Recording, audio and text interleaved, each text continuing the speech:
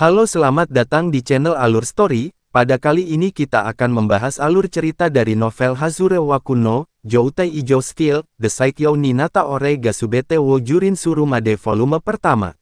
Semoga pada pembahasan ini teman-teman suka pada alur ceritanya ya. Yuk like dan subscribe channel Alur Story, terima kasih.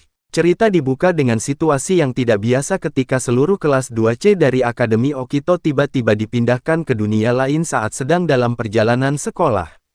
Mereka semua menemukan diri mereka di sebuah ruangan besar dengan dinding berukiran batu, mirip dengan set dari sebuah film fantasi abad pertengahan. Situasi yang aneh ini membuat para siswa panik dan bingung, sementara beberapa siswa mencoba untuk tetap tenang dan mencari penjelasan. Seorang wanita yang mengklaim dirinya sebagai Dewi Vicious muncul di hadapan mereka. Dia memperkenalkan dirinya dan menjelaskan bahwa dunia mereka sedang menghadapi ancaman dari Raja Iblis yang telah bangkit kembali. Sebagai Dewi, Vicious memiliki kemampuan untuk memanggil pahlawan dari dunia lain untuk menyelamatkan dunia ini, dan kali ini, giliran kelas 2C yang dipanggil. Dewi Vicious menjelaskan bahwa setiap siswa di kelas ini akan diuji kemampuan mereka untuk menentukan peringkat atau kelas mereka sebagai pahlawan. Peringkat ini akan menentukan potensi mereka dalam pertempuran melawan Raja Iblis. Para siswa diberitahu bahwa mereka memiliki kekuatan khusus yang tidak dimiliki manusia biasa, dan bahwa kekuatan ini telah diaktifkan sejak mereka dipanggil ke dunia ini. Setiap siswa kemudian dipanggil satu persatu untuk menyentuh sebuah kristal yang akan mengukur kemampuan mereka dan menentukan peringkat mereka. Proses ini diisi dengan ketegangan, terutama ketika beberapa siswa mendapatkan peringkat yang sangat tinggi, seperti kelas S dan kelas A, yang menunjukkan potensi luar biasa. Namun, ketika giliran Mimori Touka, ceritanya mengambil nada yang lebih gelap. Mimori, yang selama ini dianggap sebagai siswa yang biasa-biasa saja, bahkan tidak menonjol di antara teman-temannya, mendapatkan peringkat terendah, yaitu kelas E. Kristal yang digunakannya menunjukkan cahaya ungu yang sangat redup, menandakan bahwa kekuatannya sangat lemah dan hampir tidak ada potensi yang dapat diharapkan darinya. Dewi Vicious, yang sebelumnya antusias dengan siswa-siswa yang mendapatkan peringkat tinggi, menunjukkan ketidaktertarikan dan bahkan penghinaan terhadap Mimori. Dia tidak hanya mengabaikan hasil yang diperoleh Mimori, tetapi juga memperlakukannya dengan sinis dan merendahkannya di depan seluruh kelas.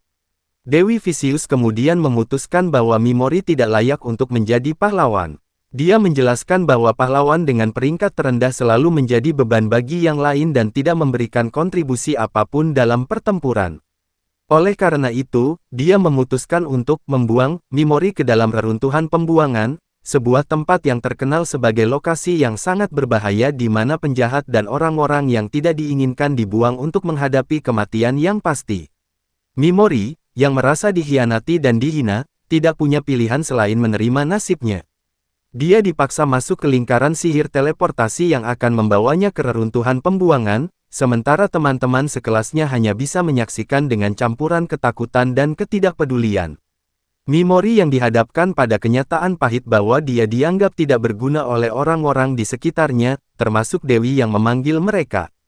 Dia kini harus berjuang sendiri di tempat yang mematikan, tanpa dukungan dan tanpa harapan untuk diselamatkan. Setelah dipaksa masuk ke lingkaran sihir teleportasi, Mimori Touka dipindahkan ke reruntuhan pembuangan, sebuah tempat yang penuh dengan bahaya dan dikenal sebagai lokasi untuk menyingkirkan orang-orang yang tidak diinginkan oleh kerajaan Alion. Reruntuhan ini bukan hanya sekadar penjara, tetapi sebuah labirin yang penuh dengan monster mematikan dan jebakan yang dirancang untuk membunuh siapapun yang masuk. Saat Mimori mendarat di reruntuhan, dia segera menyadari betapa putus asanya situasinya. Reruntuhan itu gelap, lembab, dan dipenuhi oleh makhluk-makhluk yang ganas. Meski begitu, Mimori tidak memiliki pilihan lain selain mencoba bertahan hidup. Dia mulai menjelajahi area sekitarnya dengan hati-hati, menyadari bahwa satu kesalahan saja bisa berakibat fatal. Dalam kondisi yang sangat berbahaya ini, Mimori mulai mengeksplorasi kemampuannya yang dianggap tidak berguna. Dia menyadari bahwa keterampilan uniknya, terapkan efek status, yang mencakup kemampuan untuk melumpuhkan, meracuni, atau membuat lawannya tertidur, bisa menjadi senjata yang efektif jika digunakan dengan benar. Meskipun Dewi Vicious dan teman-teman sekelasnya menganggap kemampuan ini tidak berguna, Mimori menemukan cara untuk memanfaatkannya dalam pertempuran melawan monster di reruntuhan. Selama perjalanan di reruntuhan, Mimori menghadapi berbagai jenis monster. Dengan menggunakan kemampuan, terapkan efek status, dia berhasil membuat beberapa monster lumpuh atau tertidur, memberinya kesempatan untuk melarikan diri atau mengalahkan mereka dengan cara yang lebih strategis. Melalui pengalaman ini, Mimori mulai memahami bahwa kekuatannya mungkin tidak spektakuler, tetapi bisa menjadi sangat berguna dalam situasi yang tepat. Meskipun Mimori berhasil bertahan dalam beberapa pertempuran awal, rasa takut dan kesepian terus menghantuinya. Dia tahu bahwa dia harus menemukan jalan keluar dari reruntuhan ini sebelum akhirnya kehabisan tenaga atau terjebak dalam jebakan yang mematikan. Namun, tekadnya untuk bertahan hidup semakin kuat, terutama karena dia merasa harus membuktikan kepada dirinya sendiri bahwa dia tidak selemah yang orang lain pikirkan. Transformasi awal Mimori dari seorang yang pasrah pada nasibnya menjadi seseorang yang mulai menemukan kekuatan dalam dirinya sendiri.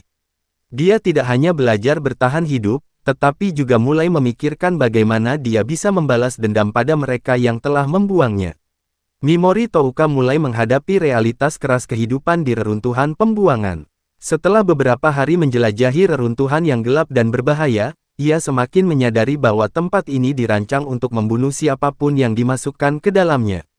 Tidak ada tanda-tanda kehidupan manusia lain, hanya monster-monster ganas dan jebakan yang mematikan di setiap sudut.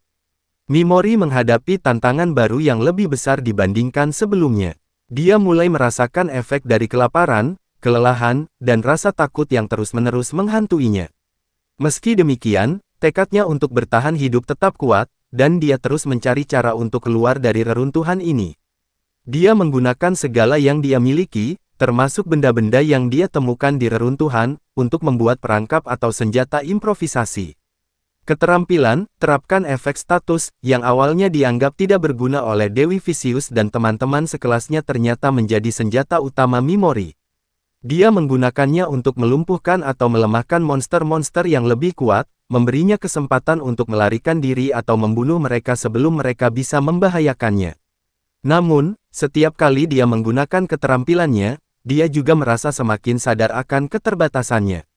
Efek dari keterampilan ini tidak selalu konsisten, dan seringkali hanya memberikan efek sementara, sehingga Mimori harus berpikir cepat dan mengambil tindakan segera.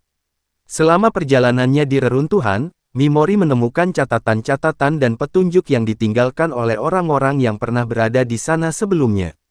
Dari catatan ini, dia belajar bahwa tidak ada yang pernah berhasil keluar dari reruntuhan ini hidup-hidup.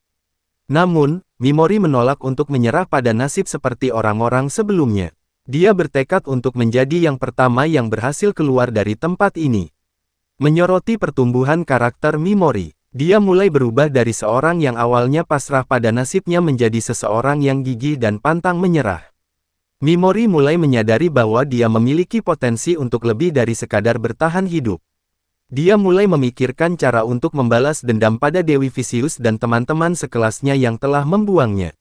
Mimori menghadapi salah satu tantangan terberatnya di reruntuhan, sebuah monster yang jauh lebih kuat dari apapun yang pernah dia hadapi sebelumnya. Meskipun dia merasa takut, dia tahu bahwa ini adalah ujian sejati bagi kekuatannya. Dia memutuskan untuk menggunakan segala yang dia pelajari dan semua keterampilan yang dia miliki untuk melawan monster tersebut, dengan harapan bahwa kemenangan ini akan membawanya selangkah lebih dekat ke kebebasan.